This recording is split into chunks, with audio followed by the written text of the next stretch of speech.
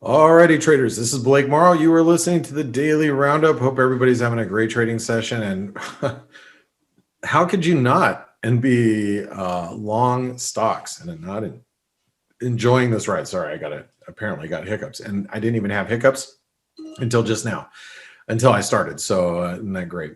Isn't that weird how that works? I'm not even sure how that works.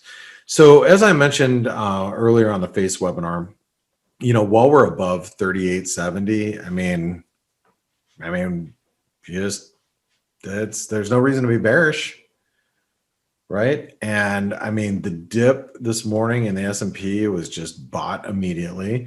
Same with the NASDAQ, which, took us to all-time highs. By the way, NASDAQ DSI was at 91 yesterday. It was. And that's just something that, we have to keep in mind because it's probably going to be higher today. And I think that, until we start to see some two-way action in equities, the FX market's going to be really tough to navigate. What we are seeing today, and I have to point this out, even though it doesn't mean anything, dollar Mexican pesos caught a little bit of a bid. But then again, you take a look at currencies like the US dollar Canadian. We were, rallied all the way to 60. We got slammed back down to 07, and I own a little bit too. And it's just it's so frustrating. It's like, oh, I don't even know why I bought that. It's like, because, at the time you think, oh, equities are going to get back a little bit of these gains. That obviously has not been the case. So we're approaching the 618 retracement in the dollar Canadian, US dollar Norwegian krona is slumping down towards, triangle support. Euro dollar continues to hold on to its bid. As a matter of fact, the euro dollar looks like we might be bull flagging again. So if you do it like this in the euro, we could very easily, complete that flag and complete the inverted head and shoulder patterns that we have there. That's entirely possible. The Aussie is, let me remove that. The Aussie is struggling, but up against its resistance right now. I was going to get more excited if we dropped back below 77 cents, but we didn't. And like I said, it's very, very challenging right now to get any type of volatility in currencies. Matter of fact, let's take a real quick look at the euro dollar implied volatility where we're at right now. And this will be very telling of what we're dealing with in currencies. So if you just look at 1 month euro dollar implied volatility, we are at 566, and that's pretty low. When volatility is down at these levels, it's really challenging for currencies, for us to trade currencies, because they're just not moving. And euro dollar is the best implied volatility to look at, for currencies. And when it's low like this, we're not getting a lot of up and down. If you're not getting a lot of up and down, you're not getting a lot of opportunities. The cable breakout looks like we are going to head towards the 127% extension here, which would be 138.10, which isn't too far away. It's only 15 pips away. But I guess the question is, why shouldn't we make it up there at this stage in the game? Let's take a quick look at metals. And, oh, by the way, crude's completely come back. Crude's bounced back. It looked like crude was going to sell off pretty aggressively today, and it's bounced back almost to its highs. Here is, gold, which is holding up. Here's silver holding up, even though we rejected, this resistance. Let's see, right through here into the resistance zone, but still, it still looks pretty well bid. Copper looks really strong. There's copper continuing to strengthen here. I haven't looked at copper in a while, but you can see, let's go over to the daily chart.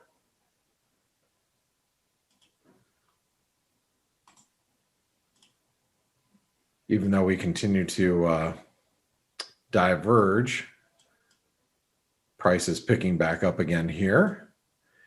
And Bitcoin continues to be really strong and holding up. You know, I was just, chatting about Bitcoin with, the guys that I trade with, and, we were just having a conversation. And until you see some disruption in, the crypto space, it is really, everybody is very much risk on. And until you see, if we saw Bitcoin, come down, that might perk the ears of some market participants. But as of right now, crypto space is strong, stocks are strong, precious metals are strong, dollars down. And that seems like it's going to be the case throughout the course of the day. So try not to fade it. I have, Irina said, what a chart on copper. Yeah, I mean, copper has been strong. What I'm trying not to do is trade today. Trade much, because it is slow going. And North America has just been pretty adamant about buying and getting long. And so that's what we're seeing right now. Nothing's changed. No change in dynamics, no change in behavior. And until we see that, we're probably going to see low volatility. I wish I had better news for you guys, better update for you guys of where we're at. And by the way, the dollar index is really slumping here. We are below the 38% retracement, which, unfortunately, if you're a dollar bull, it's not looking too promising, and all you need really at this stage in the game is you just need the cable to spike up to 140, start tripping stops. And if cable starts, tripping stops at 140, and I know that's 200 pips away, but that's all you need to get really the dollar moving lower aggressively. You just get a major currency starting to break out, which is entirely possible. I'm not saying it's probable, it's just possible. Trying to think anything else that's on my radar right now. And I would say no. And I don't think there's anything that's going to disrupt the market today. Remember, tomorrow we do have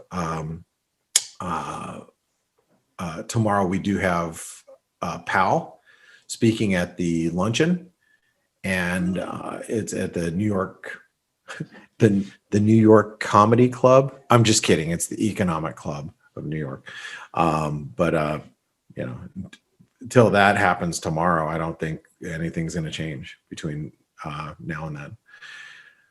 Jason said, Blake, do you think this dollar move is over? I know most expect the dollar to go to the low 80s at some point. Yeah, I mean, the fact that the dollar couldn't capitalize on, these gains today, or the gains from like last week, really makes me nervous about the dollar.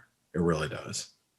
And I don't think 80 is I don't know if we're going to see 80 anytime in the near, like here really soon, but I do think it's coming up. By the way, Greek Prime Minister orders full lockdown in Athens region after a surge in COVID cases. So just letting you guys know. And by the way, I was just talking to to Steve and Stelios separately before this webinar, and they're pretty bummed out because they have kids that are young and they're going to be home. So anyway, yeah, Jason, I think especially if you're long the dollar, you got to be, or bullish the dollar, you got to be real careful if we come back through 90, which we're only 50 cents away from as of now. All right, guys, good luck. I wish it was, it's real. I was talking to the guys in the office. It's very challenging when stocks go straight up. It just is. And you got to be patient and, wait to take that shot. And right now, we just hope for some volatility. All right. Talk to you soon. Thanks, everybody, for tuning in today.